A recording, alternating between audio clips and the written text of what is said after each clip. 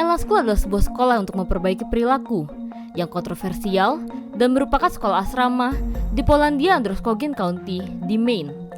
Asrama dan sekolah ini ditutup pada 1 April 2011 karena adanya laporan pelecehan banyak dari mantan siswa sejak asrama itu dibuka pada tahun 1970.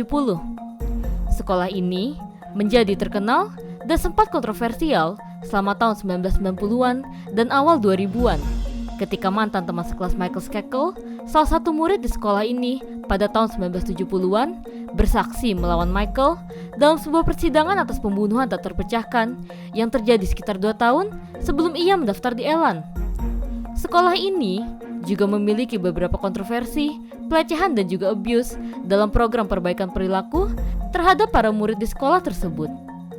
Sebelum berfokus kepada remaja bermasalah, sekolah Ellen adalah sebuah instansi yang mempunyai tujuan untuk merehabilitas pecandu narkoba. Dimulai pada tahun 1970 oleh Dr. Gerald Davidson, seorang psikiater, dan juga Joy Risi, mantan pecandu heroin yang memiliki pengalaman bekerja di fasilitas perawatan narkoba. Mereka berdua memutuskan bahwa sekolah Ellen adalah tempat untuk memusatkan perhatian pada remaja bermasalah. Joy Risi lahir pada tahun 1945 dalam sebuah keluarga Italia generasi pertama di Port Chester, New York.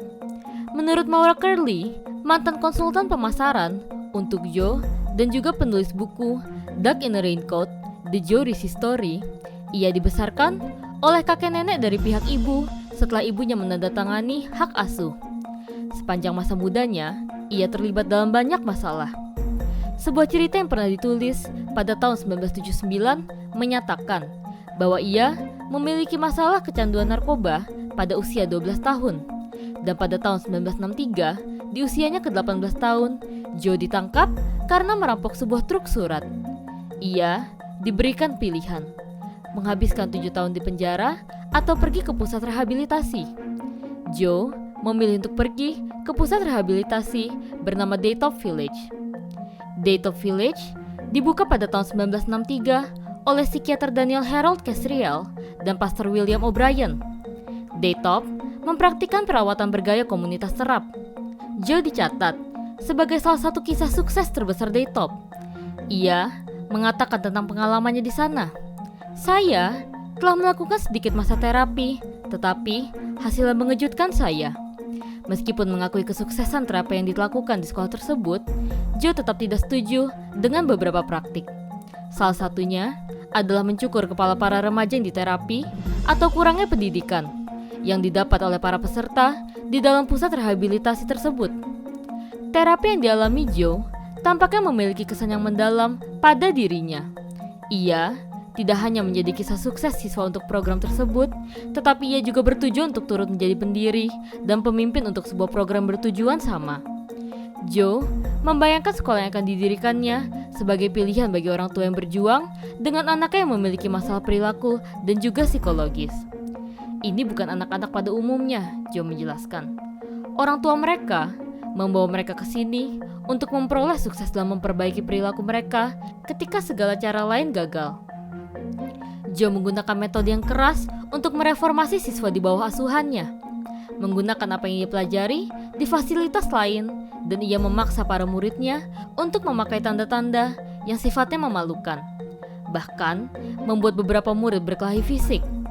Banyak alumni dari sekolah tersebut tidak setuju atas metode yang digunakan oleh Joe.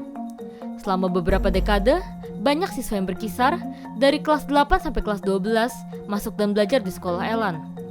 Para siswa ini umumnya jatuh ke dalam 2 kubu. Mereka yang melihat pendidikan mereka sebagai bentuk hukuman dan juga mereka yang melihatnya sebagai reformasi yang diperlukan. Ada orang yang bersumpah di atas setumpuk Alkitab bahwa Joe menyelamatkan hidup mereka, kata S. Stephen yang lulus dari Ellen pada tahun 1978. Tetapi ada orang lain yang bersumpah bahwa Joe Risi adalah iblis. Matt Hoffman yang bersekolah di sekolah tersebut dari tahun 1974 hingga 1976 menyebutnya sebagai lubang neraka yang sadis, brutal, kejam, dan memakan jiwa. Ia dan yang lainnya mengingat taktik yang meliputi pengekangan, penghinaan, dan juga hukuman fisik. Siswa dilaporkan dilarang mandi lebih dari 3 menit, berada di kamar mandi terlalu lama, menulis tanpa izin, atau bahkan melihat keluar jendela saat mereka sedang belajar. Jika siswa melanggar salah satu aturan tersebut, mereka akan diteriaki oleh teman sekelas mereka selama sekitar 1 jam dalam sebuah hukuman yang disebut rapat umum.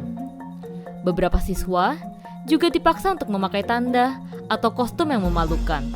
Bahkan dipaksa untuk berkelahi melawan siswa lain di The Ring, sebuah ring tinju. Menurut beberapa saksi, pertandingan tinju paksa ini mengakibatkan setidaknya 1 kematian siswa. Ketika Phil William Jr. yang berusia 15 tahun meninggal di sekolah pada tahun 1982, keluarganya diberitahu bahwa penyebabnya adalah aneurisma otak.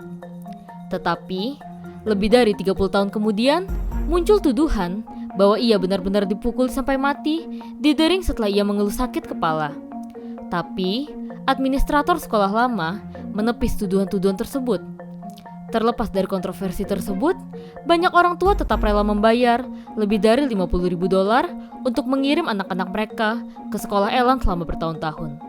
Butuh pengadilan berdasar tuduhan pembunuhan dan kampanye online untuk akhirnya menutup pintu sekolah untuk selamanya. Meskipun taktik keras sekolah Elan bukanlah rahasia, sekolah mendapatkan dorongan publisitas yang tidak diinginkan ketika salah satu mantan siswa diadili karena tuduhan pembunuhan pada tahun 2002. Seorang remaja bernama Michael C. Skakel diduga membunuh Martha Moxley pada tahun 1975 ketika mereka berdua berusia 15 tahun. Hanya beberapa tahun sebelum Skakel dikirim ke sekolah Elan. Saat akhirnya belajar di sekolah Elan, Skakel diduga mengaku membunuh Moxley. Seorang mantan teman sekolah bahkan bersaksi dalam sidang pra-persidangan bahwa Skakel mengatakan kepadanya, "Saya akan lolos dari semua tuduhan pembunuhan karena keluarga saya mempunyai reputasi dan pengaruh besar." Ketika para siswa bersaksi selama persidangannya, mereka juga turut memasukkan apa yang telah mereka derita di sekolah Elan kepada khalayak luas di dalam persaksian mereka. Adapun Joy Risi yang mengatakan bahwa Skakel tidak pernah mengakui pembunuhan tersebut. Joe tidak pernah bersaksi dalam persidangan karena ia meninggal karena kanker paru-paru sebelum ia bisa bersaksi. Skakel awalnya dinyatakan bersalah atas pembunuhan itu pada tahun 2002 dan dijatuhi hukuman seumur hidup atas kejahatan tersebut. Meskipun kemudian pada tahun 2013, seorang hakim memutuskan bahwa pengacaranya tidak memberinya perwakilan yang efektif. Sejak itu, hukuman telah ditinjau beberapa kali. Skakel akhirnya bebas setelah jaksa mengatakan bahwa mereka tidak memiliki cukup bukti. Keputusan itu tetaplah kontroversial. Namun, butuh pengguna internet anonim untuk menjatuhkan Elan. Menurut istri Joe, Sharon Terry, yang mengambil alih sekolah setelah kematiannya, reputasi online yang buruk menyebabkan rendahnya pendaftaran terhadap sekolah tersebut. Sharon menunjuk secara khusus ke pengguna Reddit bernama Just My Hero yang memimpin kampanye online melawan sekolah Elan. Pengguna tersebut mengklaim pernah belajar di sekolah tersebut pada tahun 1998 dan menuduh bahwa hukuman sekolah tersebut terlalu berat bagi sebagian besar siswanya, bahkan bagi mereka yang hanya melakukan pelanggaran kecil.